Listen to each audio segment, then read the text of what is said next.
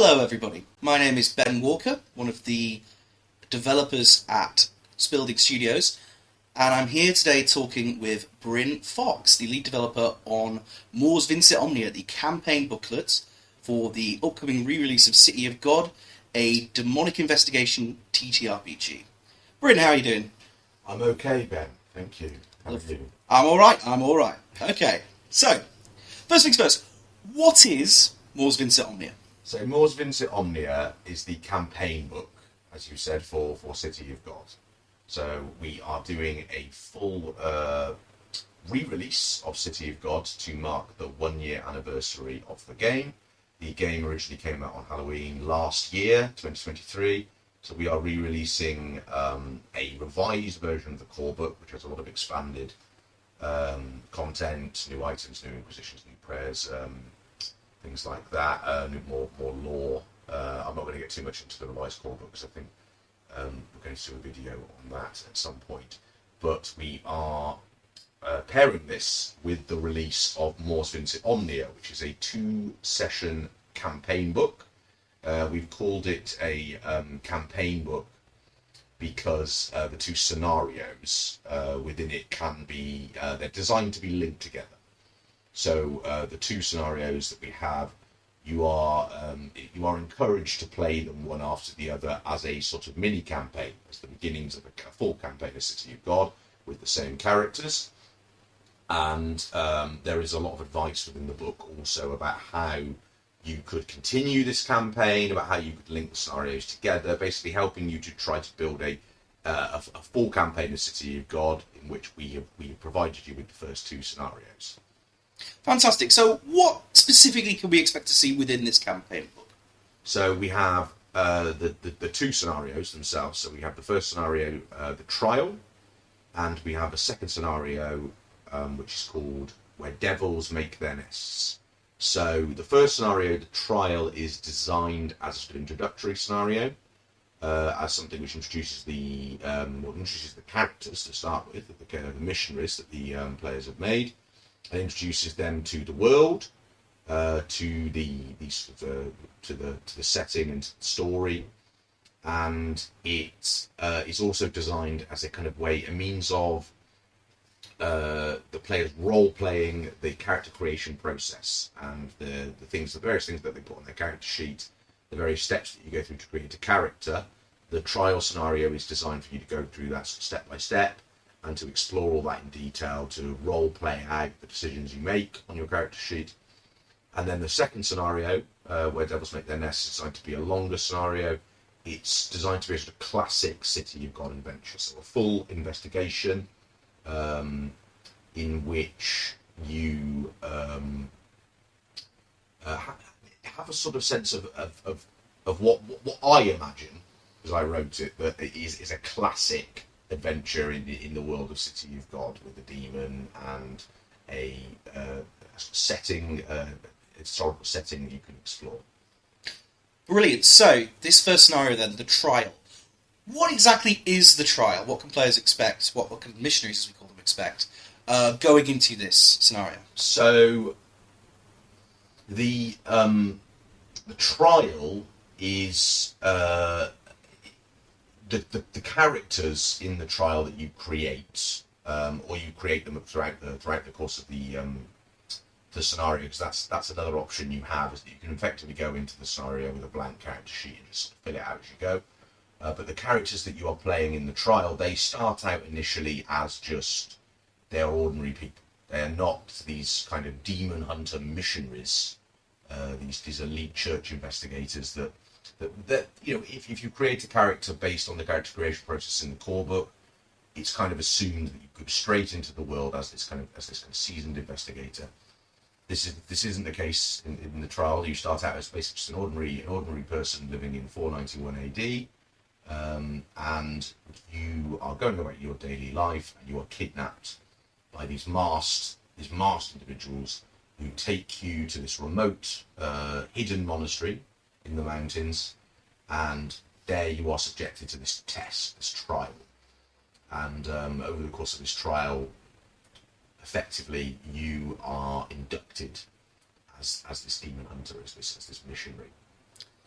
Fantastic. So, you say it's a scenario that's used to help character creation.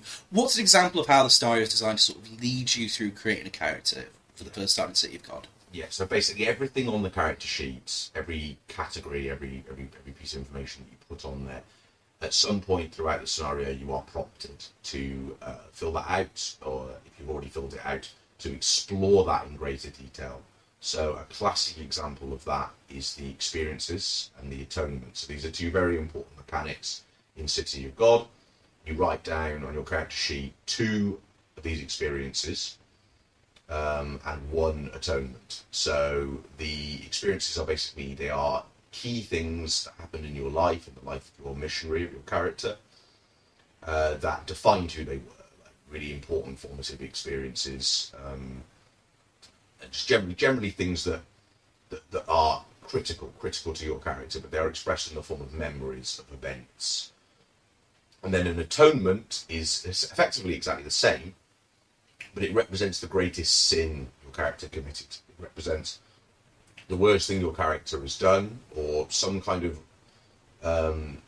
flaw that follows them through their lives, that something that they are very afraid of. They're afraid and ashamed of having done this, and they're afraid and ashamed that they will do this again. They may have continued to do this sin many times. They fear that this will repeat. They will continue to engage in this behaviour.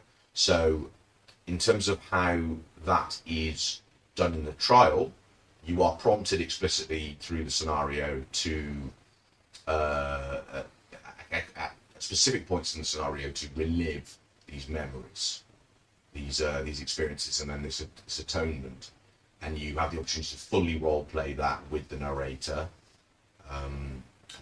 and explore that in detail. So these experiences in your character's backstory, in your character's life, that you've written on your character sheet, they are fully explored, fully role played out in the actual game, in actual play. So you mentioned the scenario takes place in a hidden monastery. Can you tell us a little bit about the setting for the trial? Yes, so the setting of the hidden monastery is you've got this big, quite grand monastery up in the mountains. The mountain range that it is in is left deliberately vague. You're not supposed to know what mountains the monastery is in.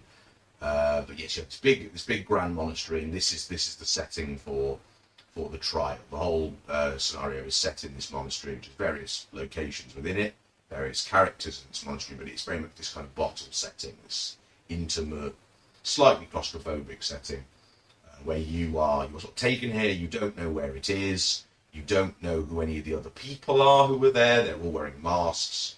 They're all sort of deliberately hiding their identity from you. And this monastery, without wishing to give too much away, is the headquarters of this organisation, this mysterious organisation that has kidnapped you. And this organisation isn't the only thing in the monastery, is it? There's something else. Of course, City of God is a demonic investigation RPG, and that means that there must be demons in all of our scenarios. What can you tell us about what the missionaries might find at the hidden monastery with regards to that? Okay, so there is a demon in this scenario. This demon serves as a kind of introductory demon. It's not designed to be one of the more powerful demons that you can create or that you can run into in City of God. It's still powerful enough to be a threat, but it is not some ultra powerful demon. This is the kind of demon that would get pushed around in the playground by the other demons. It is very much a bottom feeder.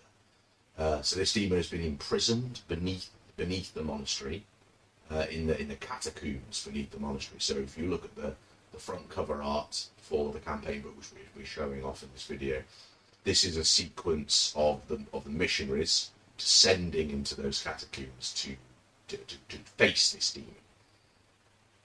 So, the missionaries go down, they face the demon, they hopefully defeat it, although, you never know.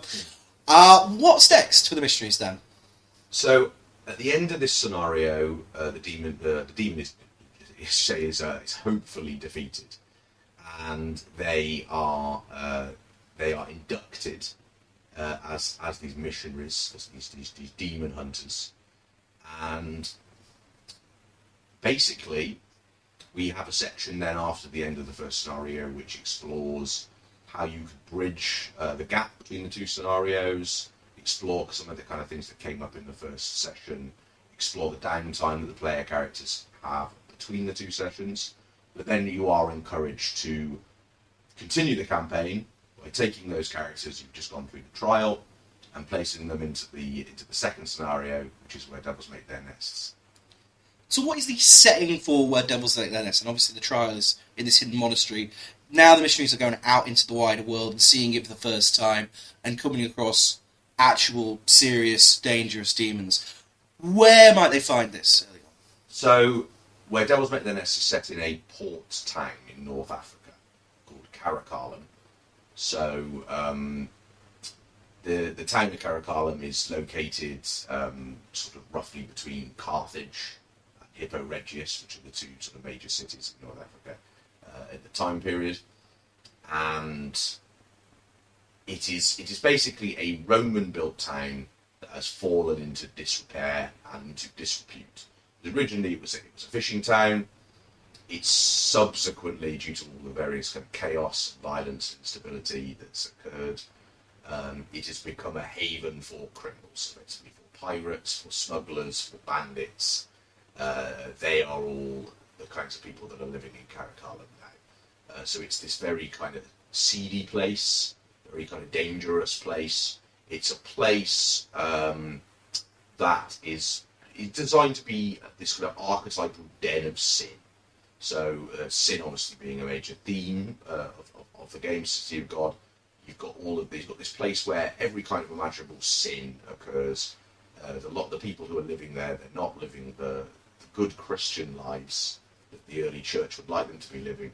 So it's kind of designed as this place where, if you can imagine a demon being anywhere, you imagine it being a place like this, because it's a place where you as an early Christian missionary, you couldn't think of a more fertile place for a demon to be operating. Sounds like the sort of place where there might be some interesting characters as well for the mysteries to come across. Yes, there are a number of interesting NPCs that have been written into the scenario that you can use in your games of various kinds.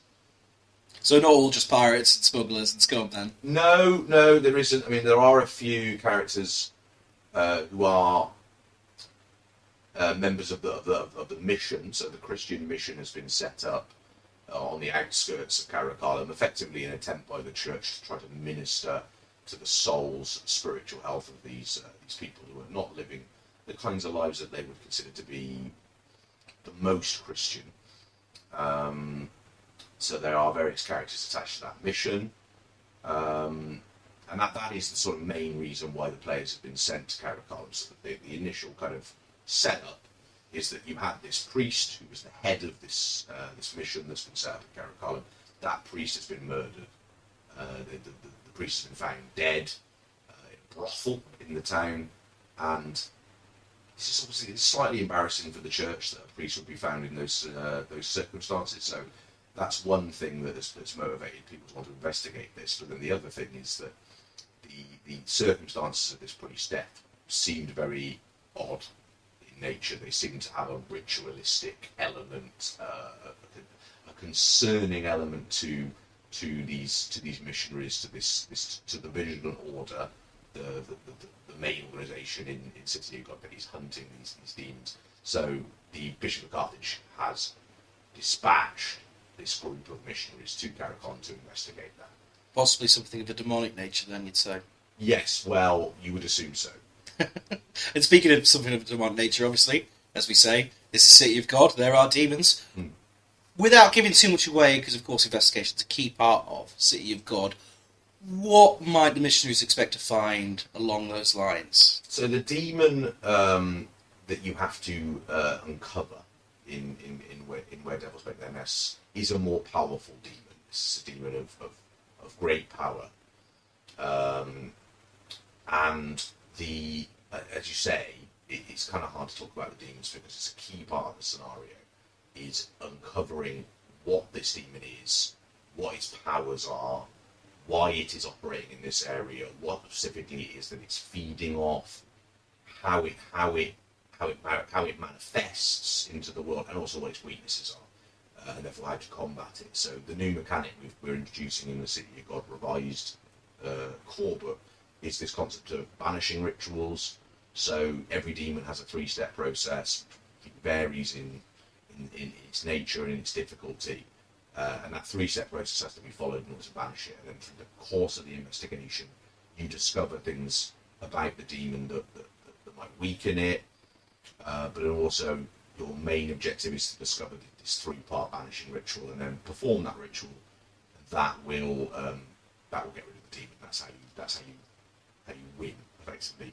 Sounds like that might not be so easy, though, in this particular scenario. No, well, this is the thing, is that you've got a lot of things in Caracalam that you could point to and say, well, if there's a demon in Caracalam, it's feeding off this, or its power is clearly this. Because everywhere you look, as an early Christian, all you're seeing is just different sins, different things going on that you think that you probably frown upon. And this is the kind of the crux of this investigation, trying to work out specifically what it is that this demon wants and what it uses to draw its power from. And I said, you're going to have to do some narrowing down, because there's a lot of things that you could point to and suspect. So hopefully our missionaries are successful in doing that. What kind of pointers and guides do you give to narrators of City of God for taking this further and turning this into a fuller campaign? So yes, we do have a section at the end of the book which explores a number of ways in which this campaign can be continued. So we've got the 2 scenarios. That's a good start, but you're probably going to want to take these characters further, providing they've survived, of course, the book. You want to continue this story. So the things that we suggest is, you making the most of the settings. There's a lot of different, various places, various different settings that you could use as the setting for a scenario. So you have, obviously, we've done this monastery up in the mountains, we've done this port town in North Africa, loads of other different places you could go, maybe to Britain, to Gaul, where you've sort of got forests, much greener. Major cities, whether that be Ravenna in Italy or Alexandria in Egypt, lots of these sort of larger places, and just kind of encouraging you to think about what's different, what's new in terms of the setting. The other thing that we want to talk about is using the characters. So the characters at the centre of the story, of course. So you think about what has been revealed about your characters, the missionaries that your players are playing, things about their backstory, things that you've explored or have come up in the first 2 scenarios, and integrating that into the narrative. So maybe you do a scenario where you go to the home village of one of the characters, and then various people that missionary knew, their family, maybe their friends, they have the opportunity to interact with them. The other missionaries have an opportunity to interact with the family and friends, and they kind of delve into the past of this missionary. Maybe you exploit the dynamics between the missionaries. Maybe you have 2 missionaries that get on really well. You want to exploit that mechanic in some way. You have 2 missionaries that maybe don't get on well. You want to exploit that rivalry. And then the third thing that we encourage is maybe thinking about, could we have an overarching narrative to this campaign? We have a sort of a meta plot that runs through these scenarios. So we talk about, perhaps you could have a big bat, a super demon, a super powerful demon, and perhaps the demons that you are dealing with in these scenarios, the demons that you've met in the first 2 scenarios or the subsequent scenarios, perhaps they will turn out to just be agents, to be minions of this greater demon. Or perhaps it could be something to do with the Vigilant Order, the characters that you met in the trial. Something could be going on within this demon hunting organisation. Perhaps one of the leaders of the Vigilant Order has fallen prey to a demon and is themselves now possessed by a demon. But just trying to encourage about trying to think about maybe having some kind of overarching plot that runs through all the scenarios that you play. So, last question then, and I think it's probably the most important one. When can people get their hands on this scenario guide? Yeah, so the scenario guide is going to be released alongside the revised core book, and we do recommend that you buy the revised core book also. It would be very difficult to run the scenarios in this campaign book without it. They are both going to be released on Halloween this year, so 31st of October 2024. So at time of recording, that's about a month away. And yeah, you'll be able to buy both the campaign book, Mors Vincit Omnia, and the revised core rule book there. Fantastic. Well, if you want any more updates, obviously we're going to be preparing a whole month of content telling you about the revised core book, telling you more about Mors Vincit Omnia over the next month or so. Follow us on social media. We'll have links down below for you to check us out on Twitter and Instagram. And of course, subscribe to the YouTube channel. We'll do a couple more of these deep dives, talk about the revised core book and the world of City of God as a whole. That's all from us. Goodbye. And remember, Fiat Voluntas Dei. Thank you.